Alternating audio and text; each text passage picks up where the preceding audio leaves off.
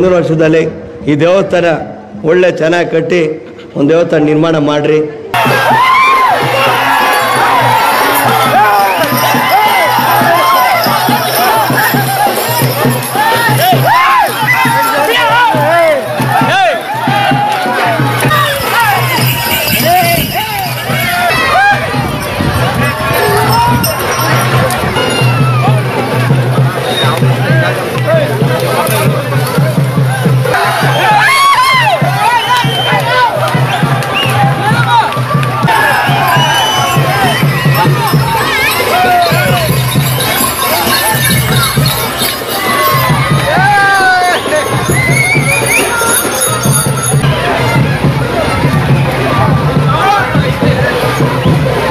ಅತಿ ವಿಜೃಂಭಣೆಯಾಗಿ ಹಳ್ಳಿಕಾರ್ ಮಾದರಿಯಾಗಿ ಅವರಿಗೆಲ್ಲ ಬಹುಮಾನವನ್ನು ಕೊಟ್ಟೋದ್ರ ಮುಖಾಂತರ ಹಳ್ಳಿಕಾರ್ ಬ್ರೀಡ್ನ ಉಳಿಸ್ಬೇಕು, ಒಂದು ಅಭಿವೃದ್ಧಿ ಮಾಡಬೇಕು. ಈ ಹಬ್ಬದ ಮುಖಾಂತರ ಅವಕ್ಕಿರೋ ಬೆಲೆನ ಇನ್ನೂ ಅಭಿವೃದ್ಧಿ ತರಬೇಕು ಅಂತ ಈ ಎತ್ತುಗಳ ಪರವಾಗಿ ರೈತರಿಗೆ ನಮ್ಮ ಅಭಿನಂದನೆಗಳನ್ನು ಸಲ್ಲಿಸುತ್ತಾ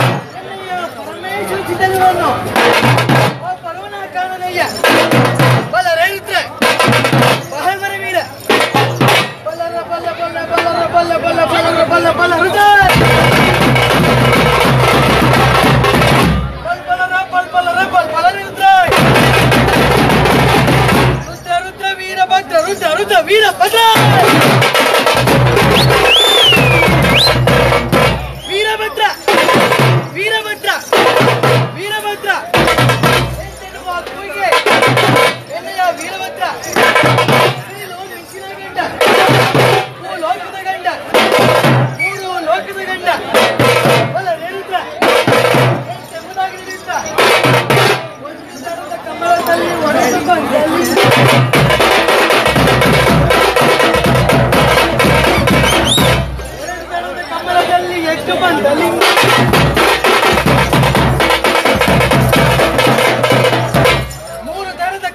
ಕಮಲದಲ್ಲಿ ಮೂಡಿ ಬಂದ ಲಿಂಗವೇ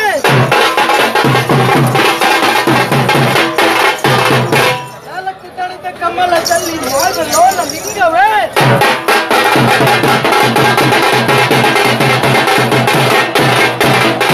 ಐದು ದಳದ ಕಮಲದಲ್ಲಿ ಐಕ್ಯವಾದ ಲಿಂಗವೇ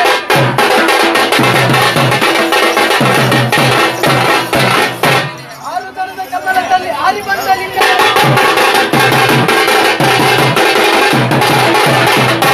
ಏಳು ದಳದ ಕಮಲದಲ್ಲಿ ಯೋಗ್ಯನಾಥ ಲಿಂಗವೇ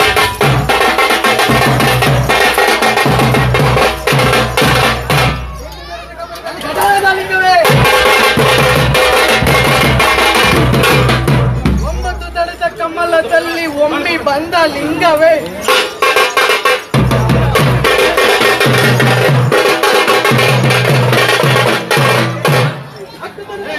ಅತಿ ಬಂದ ಲಿಂಗವೇ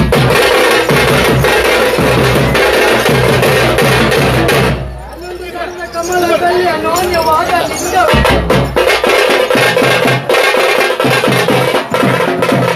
ಹನ್ನೆರಡು ದಳದ ಕಮಲದಲ್ಲಿ ಆತ್ಮಜ್ಯೋತಿ ಲಿಂಗವೇ ಸತ್ಯ ಶಾಂತಿ ಲಿಂಗವೇ ಮಧ್ಯ ಪ್ರಾಣ ಲಿಂಗವೇ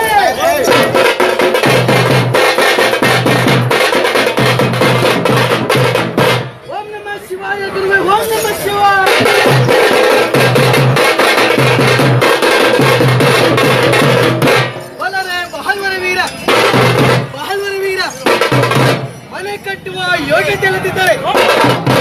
ಮನೆ ಕಟ್ಟುವ ಯೋಗ್ಯತೆ ಇಲ್ಲದಿದ್ದರೆ ಮತ್ತೊಬ್ಬರ ಮನೆಗೆ ಮುರಿಯಾಕಬಾರದು ಹೇಳಿದ್ರೆ ದೀಪ ಹಚ್ಚುವ ಯೋಗ್ಯತೆ ಇಲ್ಲದಿದ್ದರೆ ಉರಿಯುತ್ತಿರುವಂತಹ ದೀಪವನ್ನು ಹೇಳಿದ್ರೆ ಅನ್ನ ಹಾಕುವ ಯೋಗ್ಯತೆ ಇಲ್ಲದಿದ್ದರೆ ಮತ್ತೊಬ್ಬರ ಅನ್ನಕ್ಕೆ ಮಣ್ಣಾಕಬಾರದು ಇದನ್ನು ತಿಳಿದವನೇ ಕೇಳಿ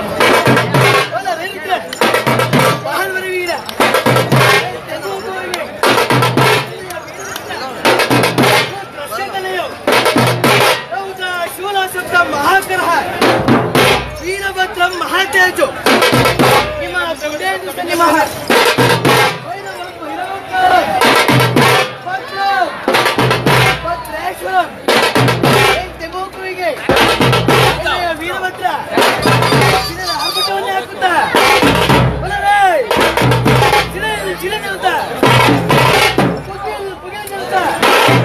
वीरभद्र देವರು ಎಂತ ಬರ್ತಿರ್ತಾರೆ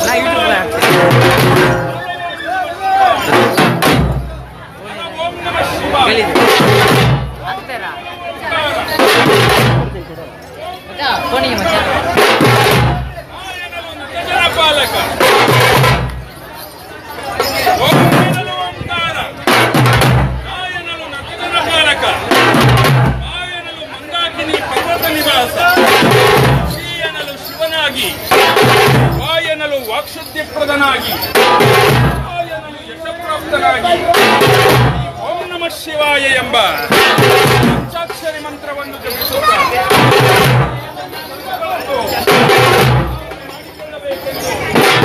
ಹೇಳಿಕೊಳ್ಳುತ್ತಾ ರುದ್ರ ಅಪ್ಪರೇ ರುದ್ರ ನಮಗೆ ರುದ್ರ ಸಮುದ್ರ ದುರ್ಭಂಗ ಆಪದ್ಬಾಂಧವ ನಾಥರಕ್ಷಕ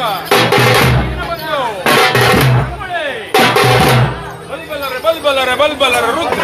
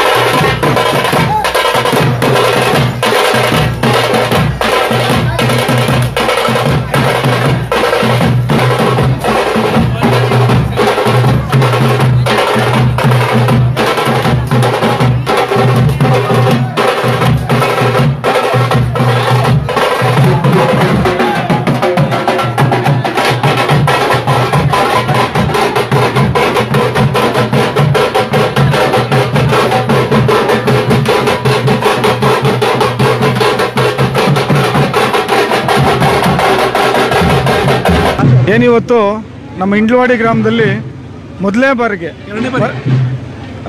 ಬಾರಿಗೆ ಅತಿ ವಿಜೃಂಭಣೆಯಿಂದ ನಮ್ಮ ಪುರಾತನವಾದ ದೇವಸ್ಥಾನ ಶ್ರೀ ಬಸವೇಶ್ವರ ಸ್ವಾಮಿ ದೇವಸ್ಥಾನ ಇದೆ.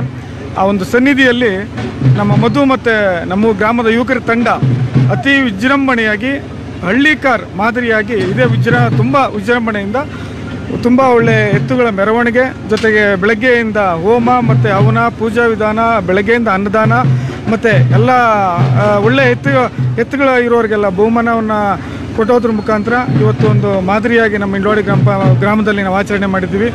ಈ ಒಂದು ಸಂದರ್ಭದಲ್ಲಿ ಎಲ್ಲರೂ ಸಹಕರಿಸ್ತಾರೆ. ನಮ್ಮ ಯುವಕರಿಗೆಲ್ಲ ತನು ಮನ ಧನ ಸಮೇತ ಎಲ್ಲರೂ ನಿಂತು ನಮ್ಮ ಗ್ರಾಮದ ಯುವಕರೆಲ್ಲ ನಿಂತಿದ್ದಾರೆ. ಅವ್ರಿಗೂ ಈ ಸಂದರ್ಭದಲ್ಲಿ ಒಳ್ಳೆಯದಾಗಲಿ ಅಂತ ಕೇಳ್ಕೊಳ್ತೀನಿ. ಮತ್ತೊಮ್ಮೆ ಎಲ್ಲರಿಗೂ ಸಂಕ್ರಾಂತಿ ಹಾರ್ದಿಕ ಶುಭಾಶಯಗಳನ್ನ ಕೊಡ್ತೇನೆ.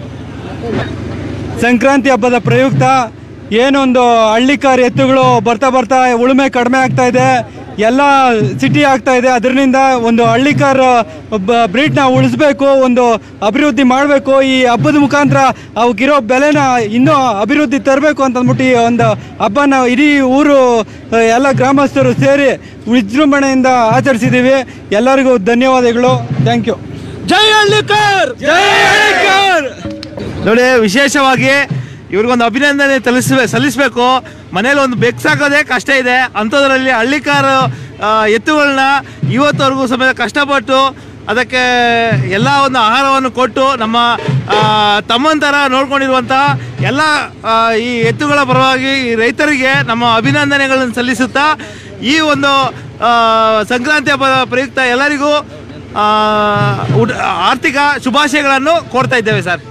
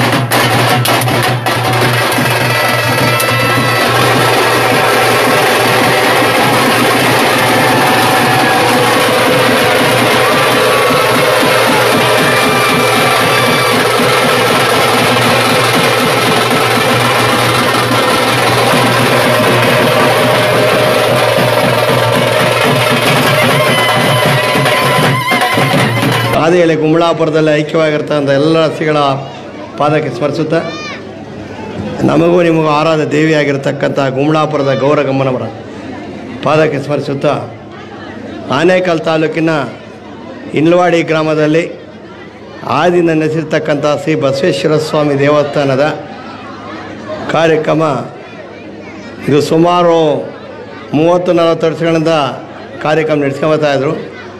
ಈ ಊರಿನಲ್ಲಿರ್ತಕ್ಕಂಥದ್ದು ಮನೆ ವೀರಶೈವ ಆಗಮಿಕ ವೀರಶೈವರು ಇರ್ತದ್ದು ಒಂದೇ ಮನೆ ಇದ್ರೂ ಕೂಡ ಈ ಊರಿನಲ್ಲಿರ್ತ ಭಕ್ತಾದಿಗಳು ಮತ್ತು ಎಲ್ಲರೂ ಕೂಡ ಆ ಮನೆನ ಒಂದು ದೇವ್ರ ಮನೆ ಅಂತೇಳಿ ದೇವ್ರ ಮನೆ ತಂದವರು ಅಂತೇಳಿ ನಾನು ಕೇಳಿದೆ. ಅದೇ ರೀತಿಯಲ್ಲಿ ಮುದ್ಮಲ್ಲ ಪಾರ್ವತಿಯವರ ಕುಟುಂಬದವರು ಅವರ ಮಗನಾಗಿರ್ತಕ್ಕ ವೀರಭದ್ರಯ್ಯ ಮತ್ತು ರೇಣುಕಾರಾದ್ರು ಕೂಡ ಇಲ್ಲಿದ್ದರು.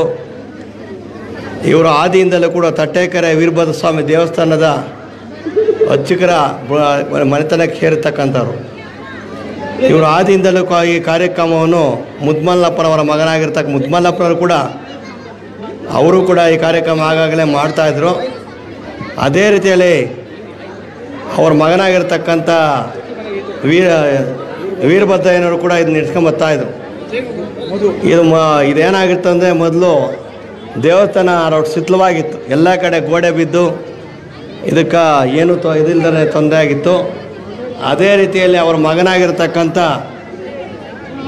ಮಧು ಆರಾಧ್ಯವರು ಈ ದೇವಸ್ಥಾನ ಒಂದು ಸ್ವಲ್ಪ ಜೀರ್ಣೋದ್ಧಾರ ಮಾಡಿ ಈ ಕಾರ್ಯಕ್ರಮವನ್ನು ಎಲ್ಲರನ್ನೂ ಒಳಗೂಡಿಸಿಕೊಂಡು ಊರಲ್ಲಿರ್ತಕ್ಕಂಥ ಎಲ್ಲ ಮನೆತನದವ್ರನ್ನು ಸೇರಿಸ್ಕೊಂಡು ಮತ್ತು ಅಕ್ಕಪಕ್ಕದ ಆಗಿರ್ತಕ್ಕಂಥ ವೀರಶೈವ ಮಂಡಳಿಯವರು ಕೂಡ ಎಲ್ಲ ಸೇರಿಸಿ ಈ ಕಾರ್ಯಕ್ರಮವನ್ನು ಬೆಳಗ್ಗೆಯಿಂದಲೂ ಕೂಡ ರುದ್ರಾಭಿಷೇಕ ಹೋಮ ಎಲ್ಲ ಮಾಡಿದ್ದಾರೆ.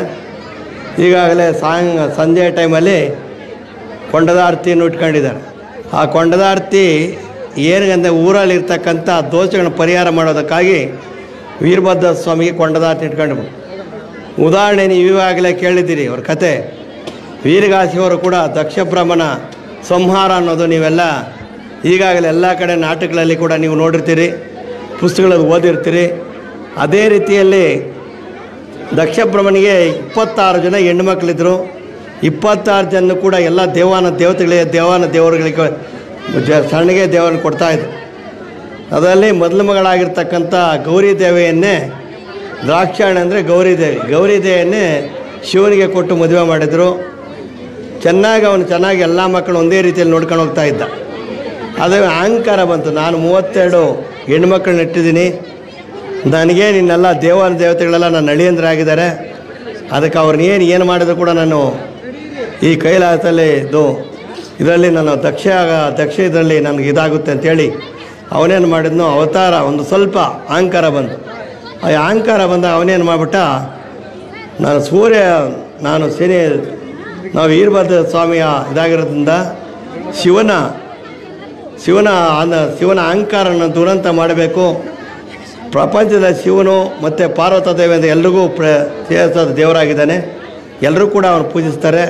ಅದಕ್ಕಾಗಿ ನಾನು ಅವನ್ನ ಕೆಳಗಿಳಿಸ್ಬೇಕು ಅನ್ನೋ ರೀತಿ ಅವನಿಗೆ ಇದು ಬಂತು. ಆಗ ಅವನೇನು ಮಾಡಿದ, ಅಹಂಕಾರಕ್ಕಾಗಿ ಅವನೇನು ಮಾಡಿದ, ಅದನ್ನು ಸಂಹಾರ ಮಾಡೋದಕ್ಕಾಗಿ ಒಂದು ಯಾಗ ಮಾಡಿ, ಇದೇ ಥರ ಯಾಗ ಮಾಡಿ ಅದರಲ್ಲಿ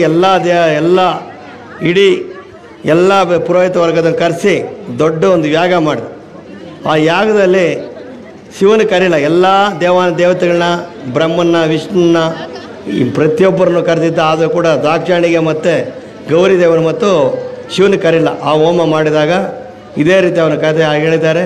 ಆ ರೀತಿಯಲ್ಲಿ ಅವನ ಹೋಮಕ್ಕೆ ಬಿದ್ದು ಆ ಯಮನು ಶಿವನ ಹೇಳ್ತಾನೆ, ನೀನು ಹೋಗ್ಬೇಡ, ಅದಕ್ಕೆ ದುರಂತ ಆಗ್ತದೆ, ನೀನು ಗೊತ್ತಂತ ಕೂಡ ಕರೆಯಲ್ಲ, ನಿನ್ನೂ ಕೂಡ ಅಪಮಾನಿಸ್ತಾನೆ ಅಂತ ಹೇಳಿದಾಗ ಆ ಯಮನ ಏನು ಮಾಡ್ತಾಳೆ, ತಾಯಿ ಮನೆಯಲ್ಲಿ ಎಷ್ಟೇ ಕಾರ್ಯಕ್ರಮ ನಡೀತಾ ಇದ್ರು ಕಣ್ಣನ್ನು ಕೇಳಿ ಅವ್ರು ಹೋಗ್ತಾರೆ. ಹೋದ ತಂದೆ ಏನು ತಿರಸ್ಕಾರ ಮಾಡ್ತಾನೆ, ಆ ರೀತಿಯಲ್ಲಿ ಅವನಿಗೆ ತಿರಸ್ಕಾರ ಮಾಡಿದ್ದಕ್ಕಾಗಿ ಆ ಕೊಂಡದಲ್ಲಿ ಆ ಯಮನ ಈ ಕೊಂಡಕ್ಕೆ ನಾನು ಆಹುತಿಯಾಗಿ ಇದನ್ನು ಯಾಗನ ರದ್ದುಪಡಿಸ್ಬೇಕಂತೇಳಿ ಮಾಡ್ತಾಳೆ. ಆವಾಗ ಪಾರ್ವತೀದೇವಿ ದಾಕ್ಷಾಣಿಯ ಯಾಗದಲ್ಲಿ ಬಿದ್ದಾಗ ಎಲ್ಲ ಹೋಮಾದಿಯ ಪುರೋಹಿತರೆಲ್ಲ ಕೂಡ ಎದ್ದು ಹೋಗ್ಬಿಡ್ತಾರೆ. ಯಾವಾಗ ಯಾಗ ಬಿಡ್ತಾಳೆ ಎಲ್ಲರೂ ಕೂಡ ಹೋಗ್ಬಿಡ್ತಾರೆ. ಶಿವನು ಬರ್ತಾನೆ. ಆವಾಗ ನಂದಿ ಬಂದಿರ್ತಾನೆ ಕೂಡ ಮಗ. ಆವಾಗ ಅವನು ಕೇಳ್ತಾನೆ. ಅವಾಗ ಹೇಳಿದಾಗ ಅವನಿಗೆ ಅಲ್ಲೇ ಗೊತ್ತಾಗತ್ತೆ, ಸ್ವಾಮಿಗೆ ಅಲ್ಲೇ ಗೊತ್ತಾಗ್ತದೆ ಶಿವನಿಗೆ, ಈ ಯಾಗದಲ್ಲಿ ಬಿದ್ದು ಅವತ್ತೆ ಆಗಿದ್ದಾಳೆ, ಇದು ಮಾಡ್ಬೇಕಂತೇಳಿ. ಆವಾಗ ಅವನ ಜಡೆಯಲ್ಲಿರ್ತಕ್ಕಂಥ ಕೂದಲು ಉದಿಸಿ ಅದರಲ್ಲಿ ವೀರಭದ್ರ ಸ್ವಾಮಿ ಉದ್ಭವವಾಗಿ ಅವನ ಸಂಹಾರ ಮಾಡಿಬಿಟ್ಟು ನಿನ್ನ ಅವನ ಬಲಿರುವಾಗ ತಗೊಂಬರೋಕಂತ ಈಗಾಗಲೇ ನೀವು ನೋಡಿದ್ರಿ. ಕುಂಬಳಕಾಯಿ ಕಸಿ ಮ್ಯಾಲಿಗೆ ಎತ್ತಿ ಅವನ ತಲೆ ಎತ್ತಬೇಕಂತೇಳಿ ಅವಾಗ ಮಾಡಿದರು. ಆಮೇಲೆ ಅವನು ಕುತ್ಕೊಂಡು ವೀರಭದ್ರ ಸ್ವಾಮಿ ಮಂಡೆ ಹಾಕ್ಕೊಂಡು ಆ ಇರುಭಾಗ ಅಂದರೆ ಆ ಬೆಂಕಿನೇ ಆವತಿಯಾಗಿ ಬೆಂಕಿ ತಗೊಂಡಾಗ ಆ ದೇವರಿಗೆ ಇಟ್ಟು ಮಂಗಳಾರತಿ ಮಾಡ್ತಾರೆ, ಅಲ್ಲಿಗೆ ಅದು ಸಂಹಾರ ಆಗ್ತದೆ. ಅದೇ ರೀತಿಯಲ್ಲಿ ಕೂಡ ನೀವೆಲ್ಲರೂ ಕೂಡ ಸೇರಿದಿರಿ. ಈ ದೇವಸ್ಥಾನ ಎಲ್ಲ ಕಡೆ ದೇವಸ್ಥಾನ ಒಳ್ಳೆ ಚೆನ್ನಾಗಿ ಕಟ್ಟಿದ್ದೀರಿ. ಈಗಲೇ ಆರ್ಥಿಕ ಧಾರ್ಮಿಕವಾಗಿ ನಿಮಗೆಲ್ಲ ಅನುಕೂಲ ಆಗಿ ಕೊಟ್ಟಿದ್ದಾರೆ ದೇವರೆಲ್ಲ. ಇನ್ಲವಾಡಿ 2ನೇದು 3ನೇ ಸೀರೆ ಸುಟಿ ಅಂತಾಗಿದೆ. ಅದರ ಅವಕಾಶದಲ್ಲಿ ನೀವೆಲ್ಲರೂ ಕೂಡ ನಾವು ನಡೆದಾಡೋ ಭೂಮಿನ ಮತ್ತು ಊರಲ್ಲಿತ ನೀರನ್ನ ಮತ್ತು ಎಲ್ಲನೂ ಕೂಡ ನಾವು ತಿಂತಾಯಿದ್ದೀರಿ. ಬಸವಣ್ಣಲ್ಲದ್ದು ಏನೂ ಇಲ್ಲ. ಬಸವಣ್ಣಲ್ಲಿ 101 ವಸ್ತುಗಳನ್ನು ಕೂಡ ನಾವು ಬಸವಣ್ಣಲ್ಲೇ ಹೊಡಿತೀವಿ. ಹಾಲು ಬೇಕಾಗುತ್ತೆ, ಸಗಣಿ ಬೇಕಾಗುತ್ತೆ, ಗಂಜಲ ಬೇಕಾಗುತ್ತೆ, ಮತ್ತು ಅದು ಚರ್ಮನೂ ಕೂಡ ತಮಟೆಗೆ ಬಳಸ್ತೀರಿ. ಇನ್ನೂ ಅನೇಕ ರೀತಿಯಲ್ಲಿ ನಾವು ಅದನ್ನು ವಸ್ತುಗಳು ಬಳಸ್ತಾ ಇದ್ದೀವಿ. ಆದರೆ ತಿರಸ್ಕಾರ ರೀತಿಯಲ್ಲಿ ನಾವು ಮಾಡೋದಲ್ಲ. ಅದಕ್ಕೆಲ್ಲ ಕೂಡ ನಮ್ಮ ಮೊದಲು ಕೂಡ ಈಗಾಗಲೇ ಹೇಳ್ತಾನೆ ಇರ್ತೀನಿ, ನೀವೆಲ್ಲ ಚಿಕ್ಕದಾಗಲಪ್ಪ ದೊಡ್ಡದಾದ ದೇವಸ್ಥಾನ ಕಟ್ತಿರಲ್ಲಿ 9 ಕಟ್ಟಿಸಿ ಋಷಿಭಾಗದಲ್ಲಿ ಒಂದು ದೇವಸ್ಥಾನ ಕಟ್ಟಿಸಿ ಅದನ್ನು ದೇವರು ಚೆನ್ನಾಗಿ ಮಾಡ್ತಾಯಿದ್ದೀರಿ. ಇಷ್ಟೆಲ್ಲ ದೊಡ್ಡ ಖರ್ಚು ಮಾಡೋದಕ್ಕಿಂತ ನೀವೆಲ್ಲ ದೇವಸ್ಥಾನ ಅನಾವರಣ ಮಾಡಿ ಚೆನ್ನಾಗಿ ಕಟ್ಟಿ ವರ್ಷ ಮಾಡ್ತಾಯಿರೋ ಒಳ್ಳೇದಾಗ್ತದೆ ಅಂತ ಹೇಳಿದ್ದೀನಿ. ಅವನು ಗಮನಕ್ಕೆ ತಂದಿದ್ದಾನೆ. ಅವನು ನಾನು ಒಬ್ಬನೇ ಹೆಂಗೆ ಮಾಡಲಿ ಬತ್ತಿ ಎಲ್ಲರೂ ಸಹಕಾರ ಕೊಡ್ಬೇಕು ಅಂತ ಹೇಳಿದ್ದಾರೆ. ಎಲ್ಲರೂ ಕೂಡ ನೀವು ಎಲ್ಲರೂ ಸೇರಿದ್ದೀರಿ. ಇವತ್ತು ನಮ್ಮ ತನು ಮನ ಧನನೆಲ್ಲ ಕೂಡ ದೇವರಿಗೆ ಅರ್ಪಿತ ಮಾಡಿದ್ರೆ ನಮ್ಗೆ ಒಳ್ಳೆಯದಾಗ್ತದೆ. ಅದಕ್ಕಾಗಿ ಅವನೊಬ್ಬರ ಮೇಲೆ ಬಿಡಬಾರ್ರಿ. ಎಲ್ಲರೂ ಕೂಡ ದೇವಸ್ಥಾನ ಒಬ್ಬರೇ ಎಷ್ಟೇ ದುಡ್ಡಿದ್ದು ಕೂಡ ಒಬ್ಬರೇ ದೇವಸ್ಥಾನ ಕಟ್ಟಬಾರ್ದು. ಎಲ್ಲರೂ ಕೂಡ ಅದಕ್ಕೆ ಪಾಲನೆ ಆಗಬೇಕು. ನಮ್ಮ ದೇಹದಲ್ಲಿ ಅಂಗಗಳು ಎಷ್ಟಿದೆ ಅವೆಲ್ಲ ಸಹಕಾರ ಮಾಡ್ತಾಯಿದ್ರೆ ನಮ್ಗೆ ಆರೋಗ್ಯ ಅಂತ. ನಾವು ಯಾರನ್ನ ಬಂದಾಗ ನೀವು ಆರೋಗ್ಯವಾಗಿದ್ದೀರಾ, ನೀವು ಚೆನ್ನಾಗಿದ್ದೀರಾ, ನಿಮ್ಮ ಮನೆಯಲ್ಲಿ ಎಲ್ಲ ಚೆನ್ನಾಗಿದ್ದಾರಾ ಅಂತ ನಾವು ಕೇಳ್ತೀವಿ. ಯಾಕೆ ಕೇಳ್ತೀರಿ? ನೀವೆಲ್ಲ ಆರೋಗ್ಯ ಇದ್ದೀನಿ ಕೇಳ್ತೀರಿ. ಅದಕ್ಕಾಗಿ ಊರಿನಲ್ಲಿ ದೇವಸ್ಥಾನ ನಿರ್ಮಾಣ ಆಗಬೇಕು. ಪಟಾಲಮ್ಮನ ದೇವಸ್ಥಾನ ಹಂಗೆ ಆಗಿತ್ತು ಊರು ಮುಂದ್ಗಡೆದು. ಏನು ದೇವಸ್ಥಾನ ಅದು? ಮರಿಯಮ್ಮ ದೇವಸ್ಥಾನ. ನಾನು ಸುಮಾರು 80ನೇ ಇಸ್ವಿಯಲ್ಲಿ 81-2ರಲ್ಲಿ ನಾನು ಈ ಊರಿಗೆ ಬಂದಿದ್ದೆ. ಆವಾಗ ನಮ್ಮವರಿದ್ದರು. ಆವಾಗ ಆ ದೇವಸ್ಥಾನದಲ್ಲೇ ನಾನು ಬಂದಿದ್ದೆ. ಆವಾಗ ಹೆಂಚಿನ ಮನೆ ಇತ್ತದು, ಹೆಂಚಾಕಿ ಸಣ್ಣ ಹೆಂಚು ಮನೆ ಆಗಿತ್ತದು. ಇವಾಗ ಒಳ್ಳೆಯ ದೇವಸ್ಥಾನ ನಿರ್ಮಾಣ ಮಾಡಿದ್ದೀರಿ. ಅದೇ ರೀತಿಯಲ್ಲಿ ನಾವು ಉಣ್ಣತಕ್ಕಂಥ ಅನ್ನ ಮತ್ತು ನಾವು ಕುಡಿತಕ್ಕಂಥ ಅಮೃತ ಹಾಲು ಇವೆಲ್ಲ ಬಸವಣ್ಣಿಂದ ಉದ್ಭವವಾಗಿರೋದು. ಅದಕ್ಕಾಗಿ ಇದೆಲ್ಲ ಕೂಡ ತನುಮನವನ್ನೆಲ್ಲ ಕೊಟ್ಟು ಅರ್ಪಿತ ಮಾಡಿ ಮುಂದಿನ ವರ್ಷದಲ್ಲಿ ಈ ದೇವಸ್ಥಾನ ಒಳ್ಳೆ ಚೆನ್ನಾಗಿ ಕಟ್ಟಿ ಒಂದು ದೇವಸ್ಥಾನ ನಿರ್ಮಾಣ ಮಾಡಿರಿ. ಊರಿನ ಮಧ್ಯದಲ್ಲಿ ತಗೊಂಡ ದೇವಸ್ಥಾನ ಇದೆ. ಊರಿನ ಮಧ್ಯದಲ್ಲಿ ಯಾವ ದೇವಸ್ಥಾನ ಇರೋಲ್ಲ. ಯಾವುದೋ ಒಂದು ಪವಾಡ ರೀತಿಯಲ್ಲಿ ಆಗಿರ್ತಕ್ಕಂಥ ದೇವಸ್ಥಾನ. ಅದಕ್ಕೆಲ್ಲ ನೀವು ಚೆನ್ನಾಗಿ ಮಾಡಿದಿರಿ. ಇದೇ ಚೂಡೇನಹಳ್ಳಿ ದೇವಸ್ಥಾನ. ಚೂಡೇನಹಳ್ಳಿಯಲ್ಲಿ ಚೂಡೇನಹಳ್ಳಿ ಗದ್ಗೇಶ್ವರ ಸ್ವಾಮಿ ಇದೆ. ಚೂಡೇನಹಳ್ಳಿ ನೋಡಿದ್ದೀರ? ಚೂಡೇನಹಳ್ಳಿ ಕೂಡ ಗುಮ್ಲಾಪುರದ ಹೋಗಿರ್ತಕ್ಕಂಥ ಗದ್ಗೇಶ್ವರಲ್ಲಿ ಇದ್ದಾರೆ. ನಾನೇ ಅದನ್ನ ಕಟ್ಟಬೇಕಂತ ನಿರ್ಮಾಣ ಮಾಡಿದ್ದೆ. ಅದು ಕೂಡ ಆ ಊರನ್ನ ನಮ್ಮ ಕೈಗೆ ಬಿಡಿಲ್ಲ. ಅವರೇ ಒಳ್ಳೆ ಅಚ್ಚುಕಟ್ಟಾಗಿ ದೇವಸ್ಥಾನ ಕಟ್ಟಿ ಒಂದು ಗದ್ಗೆ ಎಲ್ಲ ಮಾಡಿದ್ದಾರೆ. ದಾರಿ ಕೂಡ ಅನುಕೂಲ ಇರಲ್ಲ. ಆ ದಾರಿ ಕೂಡ ಆ ದೇವರೇ ಬಿಡಿಸ್ಕೊಂಡು ಆ ದೇವರನ್ನು ಮಾಡಿದ್ದಾರೆ. ಅದೇ ರೀತಿ ಊರು ಮಧ್ಯದಲ್ಲಿ ದೇವಸ್ಥಾನ ನಿಮ್ಮೆಲ್ಲ ಕೂಡ ನೀವೆಲ್ಲರೂ ಕೂಡ ಭಾಗವಹಿಸಿ ದೇವಸ್ಥಾನ ನಿರ್ಮಾಣ ಮಾಡಿ ಈ ದೇವಸ್ಥಾನಕ್ಕೆ ಒಂದು ಕಲೆಯನ್ನು ಕೊಟ್ಟಾಗ ಅದು ನೋಡಿದಾಗ ನಮಗೆ ಸಂತೋಷ ಆಗ್ತದೆ. ಎಲ್ಲ ಮಾಡ್ತೀರಂತ ನಾವು ವಹಿಸಿದ್ದೀನಿ. ಎಲ್ಲರೂ ಕೂಡ ನಾವು ತನು ಮನ ಧನ ಮತ್ತು ಅರ್ಪಿತ ಮಾಡಿ ಆ ಮಧು ಜೊತೆಯಲ್ಲಿ ನೀವೆಲ್ಲ ಸಹಕರಿಸಿದರೆ ದೇವಸ್ಥಾನ ಈಜಾಗಿ ನಡೀತದೆ. ಮಧುವಿನಲ್ಲಿ ಎಲ್ಲ ಇದೆ. ಇವಾಗ ಅವನು ಎಲ್ಲ ವಸ್ತುಗಳನ್ನು ತಿಳಿದೆ. ಅದಕ್ಕೆ ನೀವು ಪಾಲನೆ ಮಾಡಿದರೆ, ಸ್ವಲ್ಪ ಸಹಕಾರ ಕೊಟ್ಟರೆ ಆ ದೇವಸ್ಥಾನ ಸುಮಾರು ಒಂದು 2-3 ತಿಂಗಳಲ್ಲಿ, ಒಂದು 5-6 ತಿಂಗಳಲ್ಲಿ ಆಗುತ್ತೆ. ಮೇ 1ನೇ ತಾರೀಕು ಒಳಗಡೆ ದೇವಸ್ಥಾನ ಆಗ್ತದೆ. ನೀವು ಇನ್ಮೇಲೆ ಕೆಳಗೆ ಸ್ಟಾರ್ಟ್ ಮಾಡಿ ದೇವಮಲೆಯಲ್ಲಿ ಪೂಜೆ ಮಾಡಿ 1-2 ಕಲ್ಲು ಕೀಳಿ ದೇವಸ್ಥಾನ ತಾನೇ ಆಗ್ತದೆ. ಇವೆಲ್ಲ ನೀವು ಮಾಡೋದು ಒಳ್ಳೆಯದಾಗ್ತದೆ. ಅಂಥದ್ದೇ ನಮ್ಮದು ಗುಮ್ಲಾದ 101 ದೇವಸ್ಥಾನ ಇರೋದು. 101 ದೇವಸ್ಥಾನ, 101 ಬಾವಿ, 770 ಚರಣದ ಜಾಗದಲ್ಲಿ ಈಗಾಗಲೇ ಸುಮಾರು 108-109 ದೇವಸ್ಥಾನ ನಿರ್ಮಾಣ ಮಾಡಿದ್ದೀರಿ. ಎಲ್ಲ ಕೂಡ ನಿರ್ಮಾಣ ಮಾಡಬೇಕು. ಅದರಿಂದ ಪಾಲನೆ ಇದೆ. ನಮ್ಮ ಹಿಂದೂ ಸಂಸ್ಕೃತಿ ಬೆಳಿಬೇಕಾದ್ರೆ, ನಮ್ಮ ಮುಂದೆ ಹೋಗ್ಬೇಕಾದ್ರೆ, ನಮ್ಮ ಮಕ್ಕಳ ಮರಿಗೆ ವಿದ್ಯಾ ಬುದ್ಧಿ ಎಲ್ಲ ರೀತಿಯ ಸಹಕಾರ ಕೊಡಬೇಕಾದ್ರೆ ದೇವಸ್ಥಾನಗಳ ಕಡೆ ಮುಖ ಮಾಡಬೇಕು. ಅದೇ ಕೂಡ ಈಗಾಗಲೇ ನೀವೆಲ್ಲ ಕೂಡ ಕೇಳಿದ್ದೀರಿ. ಇನ್ನೇನು 24ನೇ ತಾರೀಕು ಅಯೋಧ್ಯೆಯಲ್ಲಿ ರಾಮ ಮಂದಿರ ಉದ್ಘಾಟನೆ ಸಮಾರಂಭ ನಡೀತಾ ಇದೆ. ಎಲ್ಲ ಕೂಡ ಅಕ್ಷತೆಗಳು ಬಂದಿವೆ. ಅವನ್ನೆಲ್ಲ ನಿಮ್ಮ ಮನೆಯಲ್ಲಿ ಅಕ್ಷತೆ ಏನು ಕೊಟ್ಟಿದ್ದಾರೆ ಅಂದರೆ, ಆ ಅಕ್ಷತೆ ನೀವು ಮನೆಯಲ್ಲಿ ಇಟ್ಟು ಆ ಅಕ್ಷತೆಯನ್ನು ಸ್ವಲ್ಪ ಹೆಚ್ಚು ಮಾಡ್ಕೊಂಡು ನಿಮ್ಮ ಮಕ್ಕಳಿಗೆ ಅವ್ರಿಗೆಲ್ಲ ನೀವು ಹಾಕಿ ಅವ್ರ ತಲೆ ಮೇಲೆ ಹಾಕಿ ದೊಡ್ಡವರು ಆಶೀರ್ವಾದ ಮಾಡೋದಕ್ಕಾಗಿ ಅಕ್ಷತೆ ಕಳಿಸಿದ್ದಾರೆ. ಎಲ್ಲರೂ ಊರಲ್ಲಿ ಬಂದಿದೆ. ಎಲ್ಲ ತಮಿಳುನಾಡು, ಕರ್ನಾಟಕ, ಆಂಧ್ರ ಎಲ್ಲ ಕೂಡ ಬಂದಿದೆ. ಆ ರಾಮ ಮಂದಿರ ದಿನ 24ನೇ ತಾರೀಕು ನೀವು ದೇವಸ್ಥಾನಗಳಲ್ಲಿ ವಿಶೇಷ ಪೂಜೆ ಅರ್ಪಣೆ ನೀವು ಮಾಡಬೇಕು. ನಾವು ಅಯೋಧ್ಯಕ್ಕೆ ಹೋಗೋದಿರು ಕೂಡ ನಾವು ಇಲ್ಲೇ ಅವನ ಸಹಕಾರ ರೀತಿಯಲ್ಲಿ ನೋಡಿದಾಗ ನಾವು ರಾಮ ಮಂದಿರಕ್ಕೆ ಹೋದಷ್ಟು ನಾವು ಸತ್ಕಾರ ಆಗ್ತದೆ. ಅದಕ್ಕೆಲ್ಲರೂ ಕೂಡ ನೀವು ಭಾಗವಹಿಸಿ ನಿಮ್ಮ ಊರಿನಲ್ಲಿರ್ತಕ್ಕಂಥ ದೇವಸ್ಥಾನ ಚೆನ್ನಾಗಿ ಪೂಜೆ ಮಾಡಿ.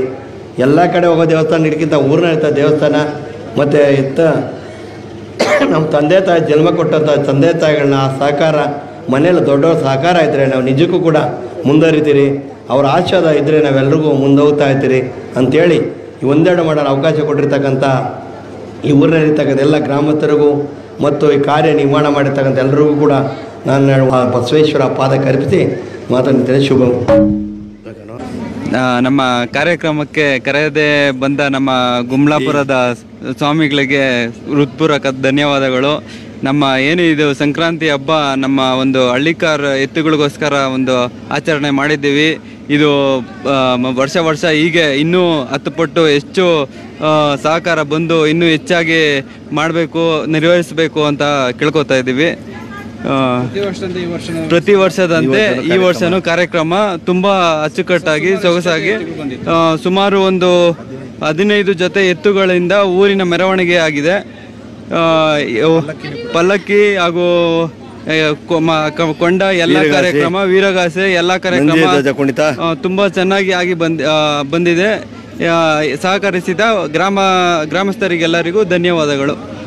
ಮೈಕಲ್ ತಾಲೂಕು ಇಂಡ್ಲವಾಡಿ ಗ್ರಾಮದಲ್ಲಿ ಇವತ್ತು ಬಸವೇಶ್ವರ ದೇವರ ಸನ್ನಿಧಿಯಲ್ಲಿ ಇವತ್ತು ಅಗ್ನಿಕೊಂಡ ಹಾಗೆ ವೀರಗಾಸೆ ಮತ್ತು ಅನ್ನ ಸಮರ್ಪಣೆ ವಿವಿಧ ತರಹದ ಕಾರ್ಯಕ್ರಮಗಳನ್ನು ಹಮ್ಮಿಕೊಂಡಿದ್ದರು.